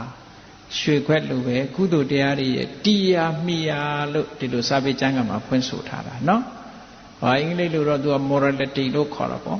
။ဒီ morality ဆိုတာသိအရေးကြီးတာပဲ။လူရဲ့ dignity လူရဲ့ဂုဏ်အရေးဟာဒီပေါ်မှာရှိ။ကိုချင်းတရားပြတ်သွားတာနဲ့တပြိုင်နက်ကြံတဲ့အရေးသွေးတွေအကုန်ကျသွား။ဒါကြောင့်မို့လို့လူလောကလူရဲ့အရေးသွေးတွေအလုံးဒီကိုချင်းတရားပေါ်မှာရှိတယ်လို့ဒါကြောင့်မို့သီလဆိုတဲ့ဥစ္စာအမတန်မှအရေးကြီးပါတယ်လို့ပြောတယ်။နောက်အရေးကြီးတဲ့ဥစ္စာတစ်ခုကဘာလို့ဆိုဟိရိနဲ့ဩတ္တပဟိရိဆိုတာရှက်တာဩတ္တပဆိုတာကြောက်တာလောကမှာအရှက်အကြောက်ဆိုတာလည်းအမျိုးမျိုးရှိသေးတယ်တချို့ကလူကြားတယ်မထွက်ရဲတာမပြောရဲတာကိုရှက်တယ်လို့ခေါ်တယ်အဲ့ဒါမျိုးကိုမဆိုလို့ဘူးရှက်တယ်ဆိုတာမဟုတ်တာလောကမှာရှက်တာကြောက်တယ်ဆိုတာမဟုတ်တာလှုပ်လို့သူများတွေအပြစ်တင်ခံရမှာကြောက်တာအဲ့တော့ရှက်တဲ့သဘောကကိုယ့်ကိုယ် respect ကိုယ့်သိက္ခာကိုလေးစားတာရှက်တယ်ဩတ္တပဆိုတာကိုယ့်ရဲ့ပတ်ဝန်းကျင်ကိုလေးစားတာဒါကြောင့်မို့ဟိရိနဲ့ဩတ္တပကအရှက်နဲ့အကြောက်ဒီနှစ်ခုသည်အကုသိုလ်ကိုရှောင်ဖို့ရာအတွက်အမတန်မှအကောင်းဆုံးလက်နဲ့အကောင်းဆုံးသဘာဝတရားနှစ်ခုဖြစ်တယ်လောကမှာအရှက်အကြောက်ဆိုတဲ့ဟိရိဩတ္တပမရှိတော့ဘူးဆိုလို့ရှိရင်ဘာတွေဖြစ်လူတွေကနော် I don't care ဘူးမှကိစ္စဘူးကွာဆိုဖြစ်လာဟုတ်တယ် I don't care မလုပ်ရဘူးကိုယ်ပတ်ဝန်းကျင်မှာကိုယ် care လုပ်ရကိုယ်မိသားစုထဲမှာဆိုလို့ရှိရင်လေဟုတ်လားအမျိုးသားကလည်းအမျိုးသမီး care လုပ်ရမှာပဲအမျိုးသမီးကလည်းအမျိုးသား care လုပ်ရမှာပဲ I don't care ဆိုလို့မရဘူးနော်အဲ့တော့ဟိရိဩတ္တပဆိုတာရှိရကိုလေးစားတာကဟိရိကိုယ့်ရဲ့ပတ်ဝန်းကျင်ကိုလေးစားတာကဩတ္တပအဲ့ဒီဟိရိဩတ္တပနှစ်မျိုးလုံးထိမ့်ချုပ်ထားနိုင်မှလူရဲ့ morality ဆိုတာတည်ရှိနိုင်တယ်တဲ့ခုနကကိုချင်းတရားတွေဟိရိဩတ္တပမရှိတော့ဘူးဆိုရင်လုံးဝလွင့်သွားမယ်ကိုချင်းတရားတွေဟာလုံးဝပြတ်သွားမယ်အဲ့ဒီဟိရိဩတ္တပကိုမြတ်စွာဘုရားကဘယ်လောက်ထိအောင်ဟောတုံဆိုရင်လောကပါဠိလူလောကကြီးကိုထိမ့်ချုပ်ထားတာဟောဒီဟိရိဩတ္တပနှစ်ခုကထိမ့်ချုပ်ထားတာတဲ့အကယ်၍ဟိရိဩတ္တပလူလောကမှာပျောက်ကွယ်သွားလို့ရှိရင်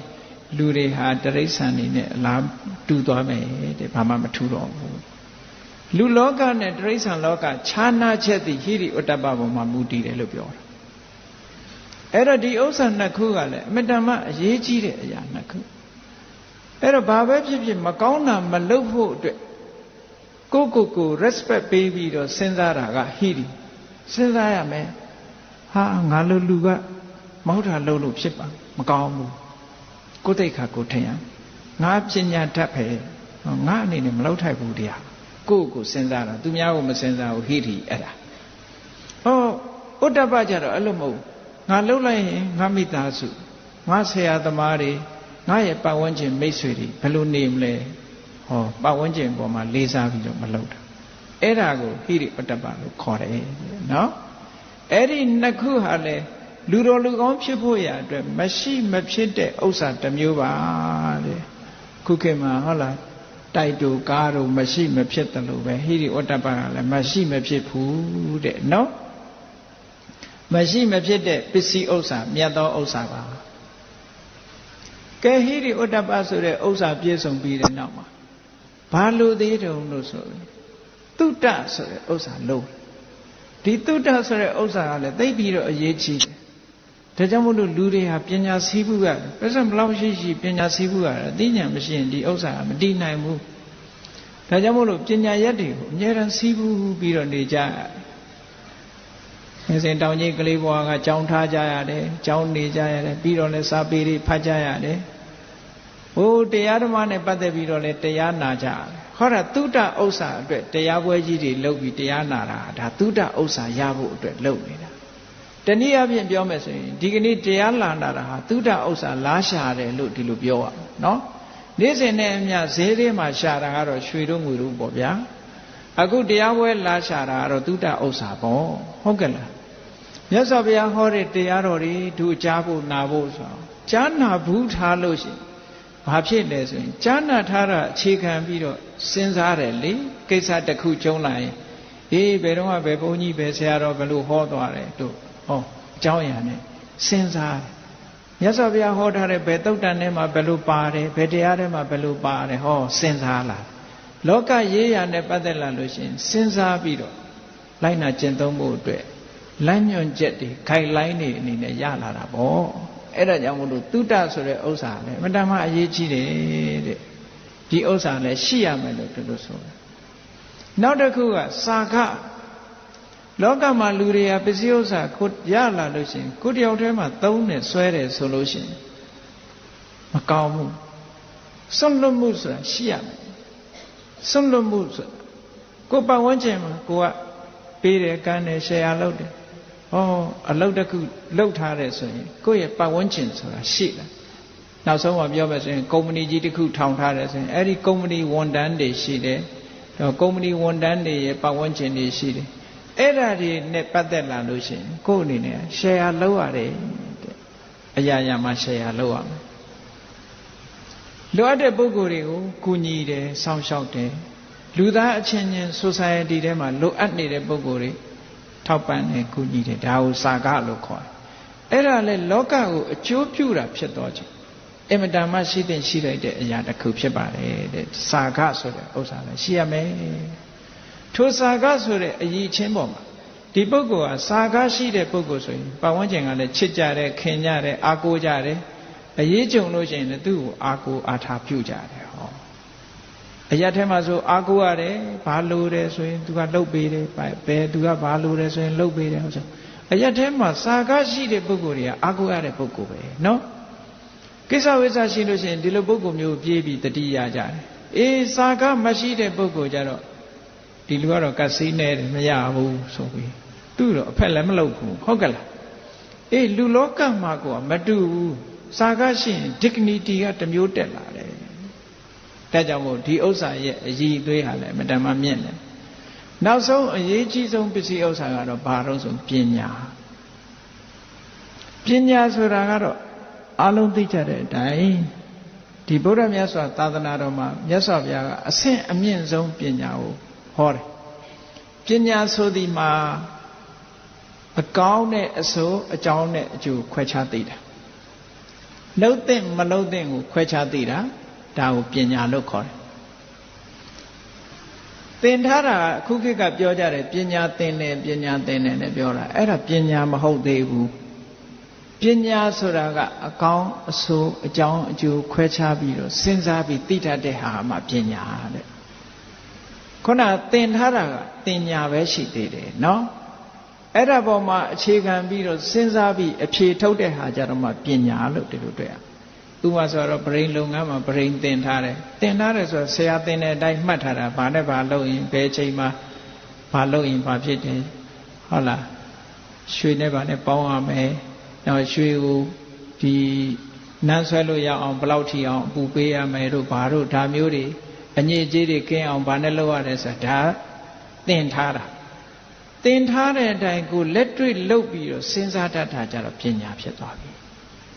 အေးထို့တူပဲဘုရားမြတ်စွာသာသနာတော်နဲ့ပတ်သက်ပြီးတော့ပညာကဘလို့ပညာမျိုးလိုအပ်တုံးဆိုဥဒယထာဂမိနိယအရိယယနေဗေဒိကာယသမ္မာဒုက္ခခယဂမိနိယပညာယသမန္နာကတောလူလောကလူရဲ့လူဖြစ်လာတဲ့အခါမှာဗုဒ္ဓမြတ်စွာသာသနာတော်မြတ်ကြီးနဲ့ကြုံတွေ့လာတဲ့အချိန်မှာတကယ်ကိုရရှိရမယ့်ပညာကတော့ဥရိယထဂမိနိယဖြစ်ခြင်းပြည့်ခြင်းဆိုတဲ့သဘာဝတရားကိုသိစွမ်းနိုင်တဲ့ပညာယဝိပဿနာပညာမျိုးနဲ့သမန္နာကတော်ပြည့်စုံရမယ်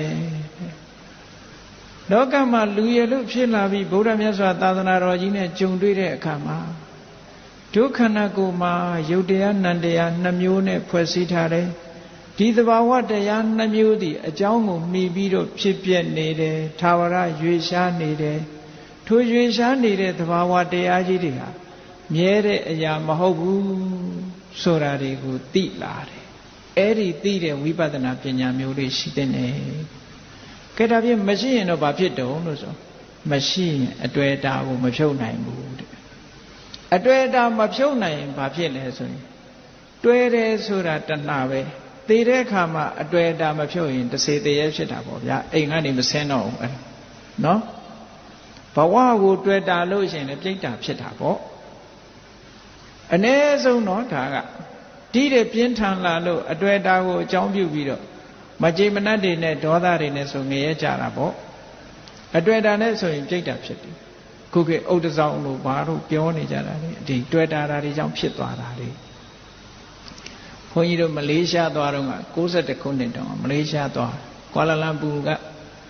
အဲ့ဒီဗုဒ္ဓဘာသာမလေးရှားကတရုတ်လူမျိုးတွေသူတို့ကပင့်တာနဲ့အဲ့ဒီသွားတော့ညကြတော့ဘယ်ပို့တော့ဆိုတော့ဒီရန်ကုန်ကဝင်းတာမီယာလို့ပေါ့တထေးတွေနေတဲ့ရက်ွက်ကအိမ်ကြီးတအိမ်ကိုပို့တယ်ဘုန်းကြီးတို့ညချိန်မို့ဆိုနီဘောဘုန်းကြီးတစ်ပါးနဲ့ဘုန်းကြီးနဲ့အဲ့ဒီသွားအိမ်ကြီးကလည်းကောင်းလိုက်တာဘေးကအိမ်တွေကတော့လူတွေရှိတယ်အဲ့ဒီအိမ်မှာလူတယောက်မှမရှိဘုန်းကြီးတို့ဝင်သွားတယ်ဟာအိမ်ကြီးကလည်းကောင်းကြီးပဲဘယ်သူမှလည်းနေဖို့မရဘူးလို့တယ်လီဖုန်းလည်းရှိတယ်တယ်လီဗီရှင်းတွေလည်းရှိတယ်အကုန်လုံးအစင်နဲ့ကြည့်လိုက်တော့ဘယ်သူမှမနေတော့ရင်ဒီ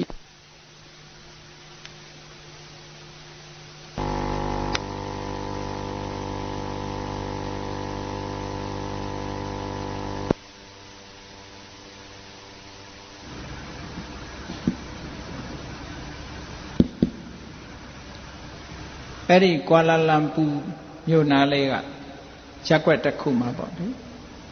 အဲ့ဒီအိမ်ကြီးရောက်တော့ဘုန်းကြီးတို့ဝင်လိုက်ကြတယ်ဒီအိမ်ကြီးက ghost house များဖြစ်နေမလားတစေချုပ်တဲ့အိမ်ကြီးများဖြစ်နေမလားလို့စိတ်ထဲမှာတန်တရားဖြစ်တယ်ဘုန်းကြီးတွေဘာတွေကြွလာရင်သူတို့ကလည်းအဲ့ဒီအိမ်သွားထားတယ်တဲ့ဘုန်းကြီးတို့လည်းအဲ့ဒီရောက်တော့အိမ်ပရိတ်လေးပါတွေရွတ်ပြီးတော့ဝင်သွားအခန်းတကားတွေဖွင့်တဲ့အခါကျတော့ဘေးပတ်ဝန်းကျင်ကအိမ်ကလူတွေချောင်းကြည့်ကြချောင်းကြည့်တော့ပိုးမတင်ငါဖြစ်သွားဒီအိမ်ကတော့တစ်ခုနေမှာပဲလို့ဘုန်းကြီးတို့ကလည်းနှစ်ပါးပေါ့လေအခန်းတစ်ခန်းထဲမှာစုပြီးအိတ်ကြညကြတော့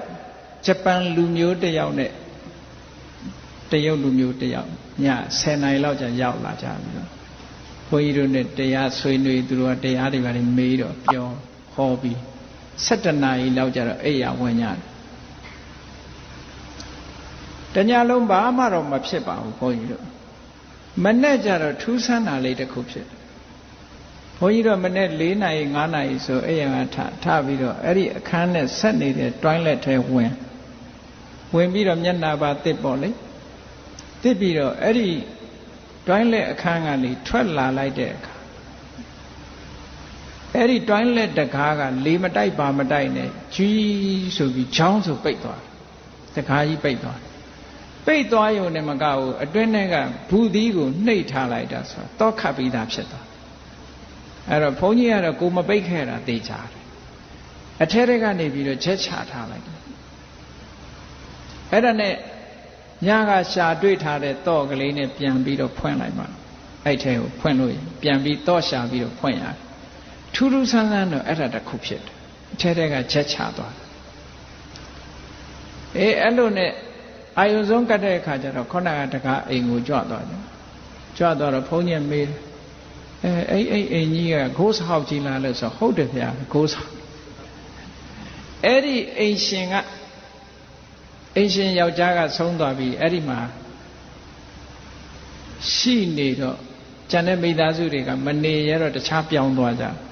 ဘုန်းကြီးရဟန်းနေလာတဲ့အခါကျအဲ့ဒီမှာထားတယ် ghost houseဘုန်းကြီးဓာတ်ပုံရိုက်ယူလာခဲ့တဲ့အိမ်နံပါတ်က85ဓမ္မဆာလာအိမ်နံပါတ်85 ghost house ဆိုပြီးရေးထားတယ်အဲ့ဒါလို့ဂျုံတွေးရတာမျိုးရှိတယ်နော်အဲ့ဒါဘာဖြစ်လို့ဖြစ်တာတော့လို့ဆိုတော့ဒါအတွေ့အတာရှိလို့ရှင်ဒီလိုဖြစ်ဒါမျိုးကတော်တော်ထူးထူးဆန်းဆန်းမနှစ်တုန်းကဘုန်းကြီးတို့အပြည့်ပြည့်ဆိုင်ရာထေရဝါဒဗုဒ္ဓသာသနာပြုတက္ကသိုလ်နဲ့မလှမ်းမကမ်းမှာရှိတဲ့ဂျန်ရှင်းအိတ်ဆိုတာရှိတယ်ဂျန်ရှင်းအိတ်က အလွာနံပါတ်အထက်နံပါတ်6မှာနေတဲ့လူတွေကခုနှစ်ထပ်ကညသခေါင်ကျော်လို့ရှိရင်တဲ့ဝုံဝုံတိုင်းတိုင်းနဲ့စပွဲတွေရွှေပစ္စည်းတွေရွှေကလထိုင်တွေရွှေနဲ့သူတို့အိတ်လို့မရဘူးတဲ့ရဲကိုလှမ်းပြီးတော့ဖုံးဆက်တိုင်တော့လဲအဲ့တက်ကြီးတော့လဲဘာမှမရှိဘူးခုနှစ်လွာမှာကကုမ္ပဏီတူကနေ့အခါမှာကွန်ပျူတာတို့ဘာတို့ရောင်းဖို့ဖွင့်ထားတာညဘယ်သူမှမနေဘူးတခါပိတ်ထားတာညသကောင်ကြော်ပြီဆိုလို့ရှိရင်ဝုံတိုင်းတိုင်းနဲ့6လွာလူတွေအိတ်လို့မရဘူးအဲ့ဒါနဲ့ဘုန်းကြီးတို့စီလာပြီးတော့ပင့်လာပင့်တော့အဲ့ဒါညနေမှာအေးမင်းတို့ဝန်တန်းတွေဘာတွေတဲကများတည်သွားတာတွေဘာတွေရှိလားလို့ဆိုတော့လွန်ခဲ့တဲ့နှစ်လောက်ကတော့ကားသမားတစ်ယောက်ဆုံးသွားတာရှိတယ်ပေါ့အဲ့တော့သူကများလုံနေသလားမသိဘူးလို့မင်းတို့အဲ့တော့လုံရမှာကတော့လို့ဘုန်းကြီးကတခုခုကိုလှူပြီးတဲ့အခါသူတို့ကိုအမျှဝေမယ်ဖိတ်ပြီးတော့အမျှဝေမယ်ပြီးပြီဆိုတော့မှပရိတ်ရွတ်မယ်လို့ပရိတ်အရင်ရွတ်လိုက်လို့မဖြစ်ဘူးလို့သူတို့ကိုအမျှဝေအောင်မှဖြစ်မှာလို့ဆိုပြီးဘုန်းကြီးတို့၅ပါးကြွသွားပြီးတော့အဲ့ဒီချန်ရှင်းအိတ်ကဲညတိုင်ကြတော့ချောင်းချောင်းကြက်ကြက်လှုပ်တဲ့လူတွေအကုန်လာပါလို့ဒီကိုတရားလာနာလှဲ့ပါအမျှလာယူပါလို့ဆိုပြီးတော့လူတွေနဲ့တူတူဖိတ်ပြီးတဲ့အခါ၅ပါးသီလတွေပေးတရားပါဟောပြီးတဲ့အခါသူတို့ကိုအမျှဝေပြီးတော့ဘုန်းကြီးပြောတယ်တို့အခုပရိတ်ရွတ်တော့မယ်ပရိတ်ရွတ်ပြီးရင်ပရိတ်ရည်ပရိတ်သဲအကုန်လုံးဖြန်းမယ်မင်းတို့ဒီမှာအမျှယူပြီးလို့ဝမ်းမြောက်ဝမ်းသာဖြစ်ရင်တင့်တော်တဲ့နေရာမှာနေကြနောက်ထပ်ဒီမှာဆူဆူပူပူမလုပ်ကြနဲ့တော့မမြင်ရပြီမပြောရတော့ဗောလေအဲ့လိုပြောပြီးတော့အဲ့လိုအမျှတန်းဝေပြီးတော့ပရိတ်ရွတ်လိုက်တာစံတဲ့အိတ်နဲ့သင်္ကန်းတစ်စုံလှူတာပေါ့အဲ့တော့ပရိတ်ရွတ်လိုက်တာနောက်ရက်ကလေးကစပြီးဘာသာမှမကြားတော့ဘူးတဲ့ငြိမ်သွားတယ်အေးတော်သေးတယ်ဟာအဲ့တော့ဘုန်းကြီးတို့အဲ့ဒီဆံကိုတက္ကသိုလ်မှာဘုန်းကြီးတို့ဆုံးဝိုင်းမှာ၅ပါးလောက်ပဲရှိတာကိုတစ်လလောက်စားရတဲ့အဲ့ဒီဆံဒါကိုတရေဆံလို့နာမည်ခေါ်တရေကကျွေးတဲ့ဆံဆိုပြီးတော့အဲ့ဒါလို့မနစ်ကအဲ့ဒါချမ်းရှင်းအိမ်မှာအဲ့ဒါမျိုးဖြစ်တယ်အဲ့တော့ဒါတွေကဘာလို့ဖြစ်တာတုံးလို့ဆိုခုနကအတွေ့အတာတွေကြောင့်ဖြစ်တတ်တယ်ပေါ့နော်ပစ္စည်းတွေ့တာတို့နေရာတွေ့တာတို့အဲ့ဒါမျိုးတွေဖြစ်တတ်တယ်အဲ့ဒါမဖြစ်ဖို့အတွက်ပညာဆိုတဲ့ဥစ္စာအမတန်မှအရေးကြီးပါတယ်အရာရာမှာစဉ်းစားတတ်ဖို့အတွေ့အတာဖြုတ်ဖို့အတွက်ပညာအရေးကြီးတယ်ဥရိယထာဂမိနိယဖြစ်ခြင်းပြည့်ခြင်းကိုတည်တတ်တယ်အရိယာယအလွန်မွန်မြတ်တဲ့နေဗိတိကာယလောဘဒေါသဆိုတဲ့ကိလေသာကိုဖောက်ခွဲဖျက်ဆီးနိုင်တဲ့သမ္မာဒုက္ခခယဂာမိနိယဒုက္ခအလုံးကိုကုန်ဆုံးစေတတ်တဲ့ပညာမျိုးဖြင့်သမဏဂတောပြည့်စုံသည်ဟောတိစင်စစ်မသွေဖြစ်ရပါပေသည်ဟု၍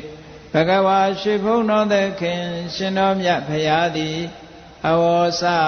ကောင်းစွာမသွေဟောကြားတော်မူခဲ့ပါပေတည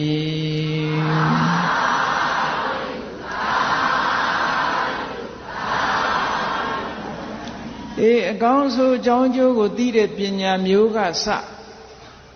အခုလိုသဘာဝတရားတွေကိုဆင်ញင်နိုင်တဲ့ပညာကိလေသာတွေကိုလျှော့ချနိုင်တဲ့ပညာကိုယ့်ရဲ့လောဘကို control လုပ်နိုင်တဲ့ပညာဒေါသကို control လုပ်နိုင်တဲ့ပညာမျိုးနောက်ဆုံးဖယ်ရှားပြစ်နိုင်တဲ့အစွမ်းထက်တဲ့ပညာမျိုးထိအောင်ဘုန်းကြီးတို့တွေပညာရှိဖို့လိုအပ်တယ်တဲ့တစ်ဆင့်ပြီးတစ်ဆင့်အဲ့ဒါလို့အသိပညာရှိသွားပြီဆိုလို့ရှိရင်အတွေ့အတာတွေလျှော့နိုင်တယ်အတွေ့အတာယော့သွားရင်ဘာဖြစ်တုံးဆိုရင် worry လို့ခေါ်တဲ့သောကလည်းယော့သွားမယ်အတွေ့အတာရှိနေသမျှသောကဆိုတာလာမှာပဲအတွေ့အတာကိုမလျှော့ဘဲနဲ့သောကကင်းဝေးနေထိုင်ရေးကြိုးစားလို့မရဘူးလောကမှာလူတွေကတို့လုပ်ငန်းတွေအဆင်ပြေနေရင်ဘာသောကမှမရှိဘူးပိုက်ဆံတွေချမ်းသာရင်တို့ဘာသောကမှမရှိဘူးအိမ်နဲ့တိုက်နေနေရင်ဘာသောကမှမရှိဘူးလို့ထင်တာမဟုတ်ဘူးချမ်းသာလေသောကများလေပဲနော်ဒါကတော့အားလုံးသိကြပါလိမ့်မယ်အဲ့တော့သောကကိုဘယ်သူကထုတ်လုပ်နေတာတုံးဆိုတာဟောဒီ attachment ဆိုတဲ့တဏှာကထုတ်လုပ်နေတာအဲ့ဒီတွေ့တာမှုကိုမဖယ်ရှားဘဲနဲ့သောကကိုဖယ်ရှားဖို့ကြိုးစားတာဘယ်နည်းနဲ့မှမဖြစ်နိုင်ဘူးတဲ့စဉ်းစားကြည့်လေ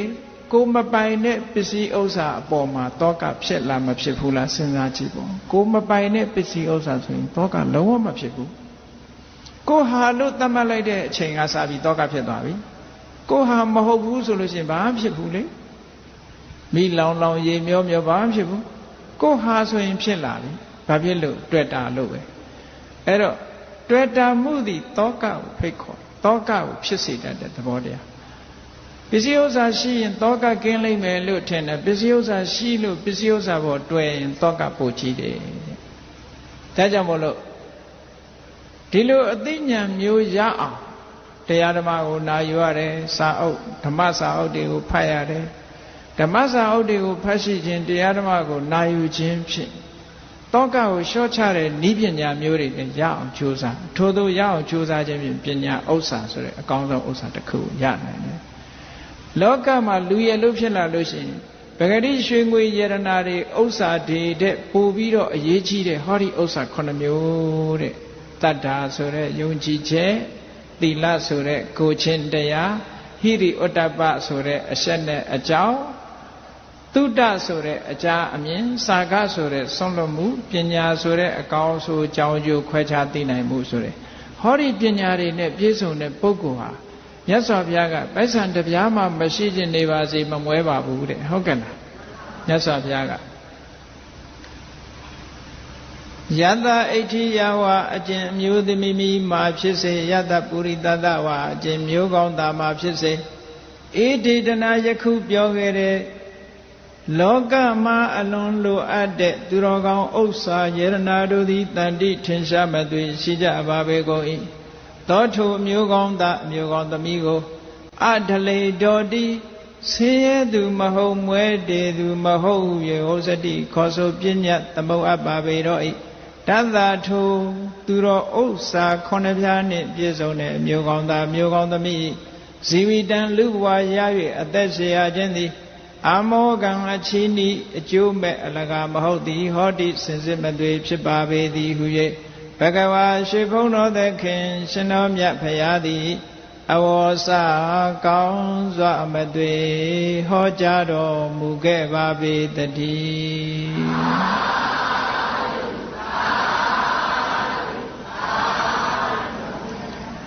ဤတရားချက်ခင်သူတော်စင်ပြိဿတ်တို့သည်နေ့စဉ်နဲ့များမိမိတို့သုံးစွဲနေကြတဲ့ပစ္စည်းဥစ္စာတွေကိုရှာဖွေစုဆောင်းနေကြသလိုအခုပြောခဲ့တဲ့တတ္တသီလဟိရိဩတ္တပသုဒ္ဓစာကပညာဆိုတဲ့ဒီစည်းဝါးဥစ္စာတွေကိုလည်းတို့တွေရှာဖွေစုဆောင်းဖို့လိုအပ်တယ်တို့တဏ္ဍာမှာမရှိမဖြစ်တဲ့ပစ္စည်းဥစ္စာတွေဖြစ်တယ်လို့ကိုယ်စီကိုယ်ငါသဘောကျပြီးထိုဥစ္စာတွေရရှိဖို့ရာအတွက်ကြိုးစားအားထုတ်နိုင်ကြပါစေကုန်သတည်း